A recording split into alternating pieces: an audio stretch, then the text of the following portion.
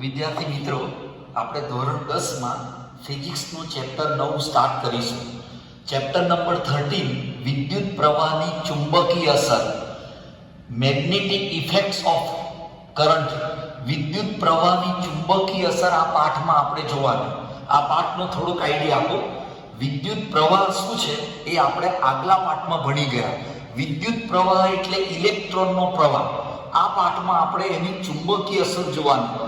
ઈસવીસન 1819માં henry Christian Oersted નામના વૈજ્ઞાનિકે વિદ્યુત પ્રવાહમાંથી ચુંબકીય અસર કેવી રીતે ઉત્પન્ન થાય એની વાત કરી. એટલે આ પાઠમાં આપણે ટોટલી મેગ્નેટિક ઇફેક્ટ આપણે જોવાના.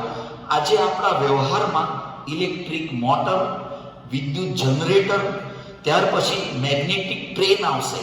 સમજો, લાઉડ સ્પીકર, આ બધામાં વિદ્યુત પ્રવાહની ચુંબકીય અસરનો ઉપયોગ કરવામાં આવે છે. આ પાઠમાં આપણે એની તમામની ચર્ચા કરીશું. ત્યારબાદ આપણે ખાસ કરીને આંદ્રે એમ્પિયર નામના વૈજ્ઞાનિકે આખું ઉલટું આપ્યું કે ચુંબકમાંથી વિદ્યુત પ્રવાહ ઉત્પન્ન કર્યો, એની પણ આપણે ચર્ચા કરીશું. એટલે વિદ્યુત પ્રવાહની ચુંબકીય અસરની ચર્ચા આપણે સ્ટાર્ટ કરીશું. તમે ધોરણ 9માં ચુંબક વિશે ભણી ગયા છો. ચુંબક એટલે મેગ્નેટ. આપણે સમજ્યા કે ચુંબક, ગજિયા ચુંબક, નાળ ચુંબક, ચુંબકીય સોય. આ ચુંબકીય સોય બી આવે, જેમાં એક આપણને ઉત્તર ધ્રુવ બતાવે અને એક બતાવે દક્ષિણ ધ્રુવ. ઉત્તર ધ્રુવ એટલે નોર્થ પોલ અને એસ એટલે સાઉથ પોલ. વિદ્યાર્થી મિત્રો, આ ચુંબકીય સોય દ્વારા આપણે એ ઉત્તર દિશા અને દક્ષિણ નક્કી કરી શકીએ આપણે આગળ. તો એ ચુંબક શું છે એ વાત આપણે કરી ગયા છે. હવે ચુંબકીય ક્ષેત્ર એટલે મેગ્નેટિક ફિલ્ડ. ચુંબકની આસપાસ જેટલા વિસ્તારમાં ચુંબકીય બળ અનુભવી શકાય તેને ચુંબકીય ક્ષેત્ર કહેવાય. જરા સમજો, ચુંબકની આસપાસ, ધારો કે મારી પાસે આ ગજિયા ચુંબક છે. આ ગજિયા ચુંબકની આસપાસ જેટલા વિસ્તારમાં તમે ચુંબકીય ક્ષેત્ર અનુભવી શકો તે વિસ્તારને ચુંબકીય ક્ષેત્ર કહેવાય. ચુંબકીય ક્ષેત્રમાં ચુંબકીય ક્ષેત્ર રેખાઓ જોવા મળે છે. આ બહુ અગત્યનો મુદ્દો. મેગ્નેટિક ફિલ્ડ જ્યાં બનતું હોય ત્યાં આપણને ક્ષેત્ર રેખા, ચુંબકીય બળ રેખા જોવા મળે છે.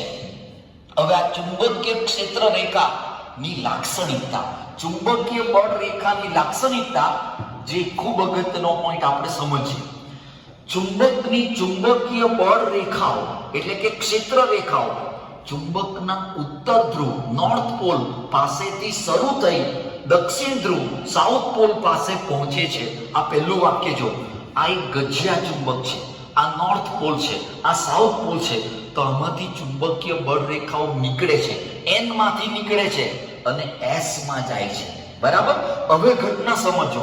હવે આ ચુંબકની અંદર સ્વાતો બહારની વાત કરી, એન માંથી એસ માં જાય છે, પણ ચુંબકની અંદર એ એસ માંથી આ રીતે એ એન તરફ પહોંચે છે.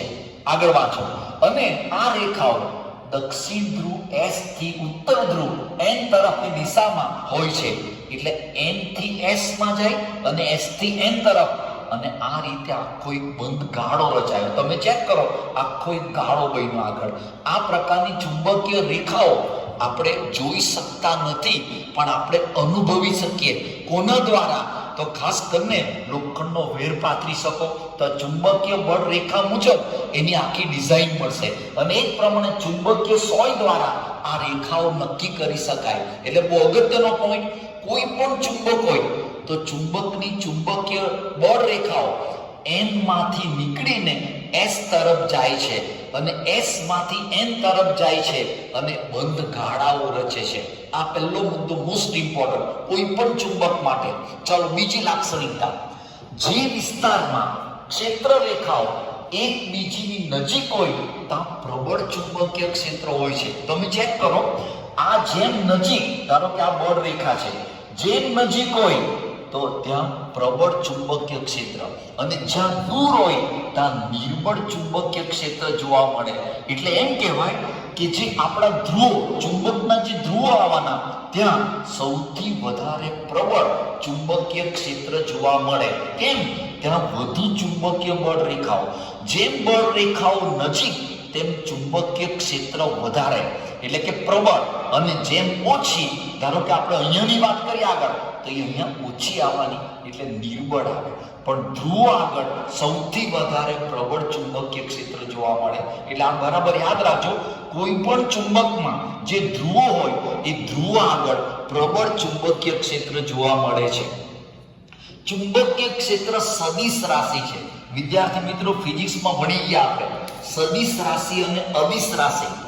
અદિશ રાશિ એટલે જેમાં માત્ર મૂલ્યો હોય એને અદિશ રાશિ, અને જેમાં મૂલ્ય અને દિશા બંને જોવા મળે એને સદિશ કહેવાય. હવે આ રાશિ કેમ સદિશ હોય તે બી સમજો.